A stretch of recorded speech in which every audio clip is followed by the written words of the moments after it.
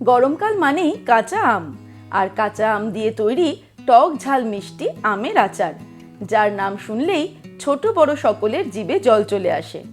তাই নিয়ে আজকে শম্পাস কিচেনের রেসিপি কাঁচা আমের টক ঝাল মিষ্টি আচার। চলুন দেখে নিই খুব সহজে কিভাবে এই কাঁচা আমের আচার বাড়িতে তৈরি করব। সবার প্রথমে আমি নিয়ে নিয়েছি 750 গ্রাম কাঁচা আম। কাঁচা আমগুলোকে আমি ছোট ছোট টুকরো করে এইভাবে কেটে নিয়েছি খোসা শুদ্ধই আমগুলোকে ভালো করে ধুয়ে শুকিয়ে নিয়ে তারপর আমগুলো কেটেছি, তারপরে কিন্তু আর ধুইনি। আমের মধ্যে দিয়ে দেব 1 টিস্পুন পরিমাণে নুন,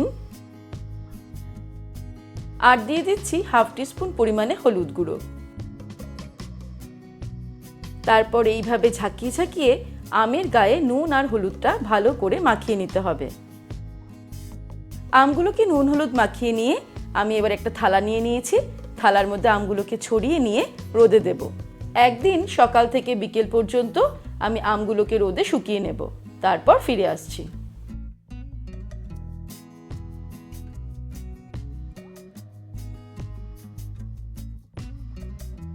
এই দেখুন, একদিন আমি আমটাকে শুকিয়ে নিয়েছি। এবারে এই আমগুলো দিয়ে তৈরি হবে আমের আচার। এবারে আমি একটা বোলের মধ্যে নিয়ে নিচ্ছি 400 গ্রাম আখের গুড়। গুড়টা এই বোলের মধ্যে আমি অল্প জল ঢেলে কিছুক্ষণ ভিজিয়ে রাখবো, যাতে গুড়টা এর মধ্যে গুলে যায়।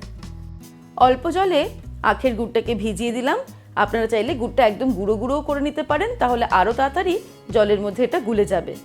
আর সেই সময়ের মধ্যে আমি আমের আচারের মশলাটা তৈরি করে নেব। এবারে একটা প্যান গরম করে তার মধ্যে নিয়ে নেব 5-6টা শুকনো লঙ্কা। এই গোটা শুকনো লঙ্কাগুলো মিডিয়াম টু হাই ফ্লেমে 1.5 থেকে 2 মিনিটের জন্য ফ্রাই করে নেব। লঙ্কাগুলো ফ্রাই করা হয়ে গেছে। এবার আমি এর মধ্যে অ্যাড করে দেব গোটা জিরে 1 টিস্পুন, আর এই সময় কিন্তু ফ্লেমটাকে কমিয়ে নিতে হবে। দিয়ে দিচ্ছি 1 টিস্পুন পরিমাণে মৌরি, আর দিয়ে দিচ্ছি 1 টেবিল স্পুন পরিমাণে গোটা ধনে। তারপর ফ্লেমটাকে কমিয়ে রেখেই 1 থেকে 1.5 মিনিটের জন্য এই সব মশলাগুলোকে ফ্রাই করে নেব। মশলাগুলো ড্রাই রোস্ট করা হয়ে গেছে, মশলা ভাজার সুগন্ধ বেরোনো শুরু হয়ে গেছে।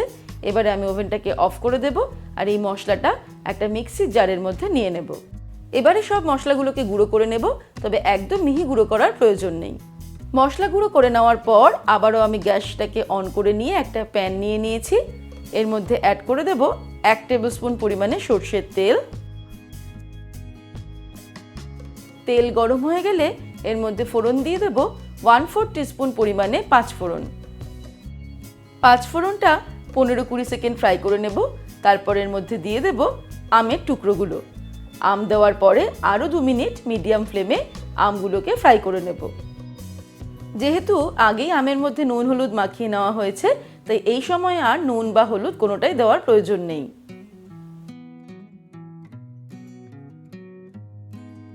আমগুলোকে 2 মিনিট ফ্রাই করে নিলাম।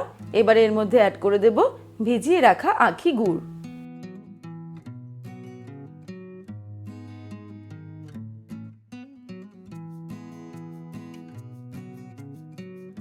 তারপর মিডিয়াম ফ্লেমে আমাদের নাড়তে নাড়তে রান্না করতে হবে।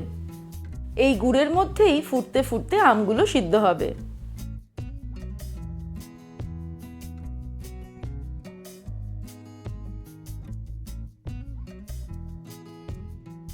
প্রায় 10 মিনিট আমি নাড়তে নাড়তে রান্নাটা করছি।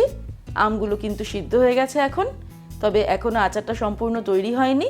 আরও কিছুক্ষণ সময় লাগবে আচারটা তৈরি হতে, কারণ গুড়টা প্রায় শুকিয়ে আমের গামাখা হয়ে যাবে। এই সময় এর মধ্যে অ্যাড করে দেব আচারের মশলা, যেটা আমি তৈরি করে নিলাম একটু আগে। একদম সম্পূর্ণ গুঁড়ো নয়, এই মশলা দিয়ে দেব 2 টিস্পুন। মশলাটা ভালো করে আমের সঙ্গে মিশিয়ে দিচ্ছি, তবে আমরা পরে কিন্তু আরও কিছুটা মশলা অ্যাড করব।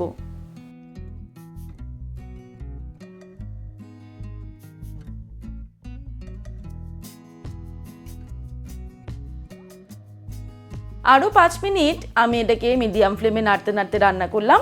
এখন কিন্তু আমের আচারটা প্রায় রেডি হয়ে এসেছে। আমি আগে 2 টিস্পুন মশলা দিয়েছিলাম, এখনও আবার আমি এর মধ্যে 2 টিস্পুন পরিমাণে মশলা অ্যাড করে দেব। মশলা অ্যাড করে আবারও ভালো করে আমি আমের সঙ্গে মশলাটাকে মিক্স করে দেব আর তারপর ওভেনটাকে অফ করে দেব। তারপরে সম্পূর্ণ ঠান্ডা হতে দেব এই আমের আচার, তারপর ফিরে আসছি। প্রায় 1-1.5 ঘন্টা সময় লাগলো আমের আচারটা সম্পূর্ণ ঠান্ডা হতে।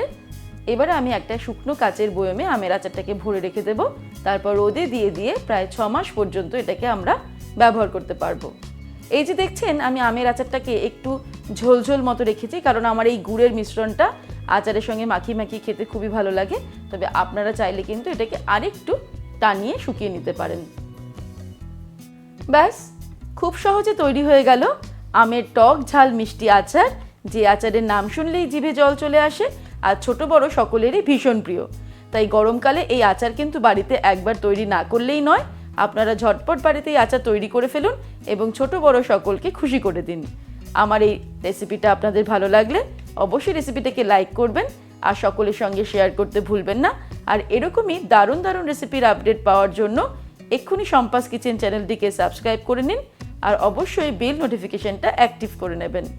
ভালো থাকবেন, সুস্থ থাকবেন। আমি আবার হাজির হব নতুন নতুন রেসিপির সঙ্গে। নমস্কার।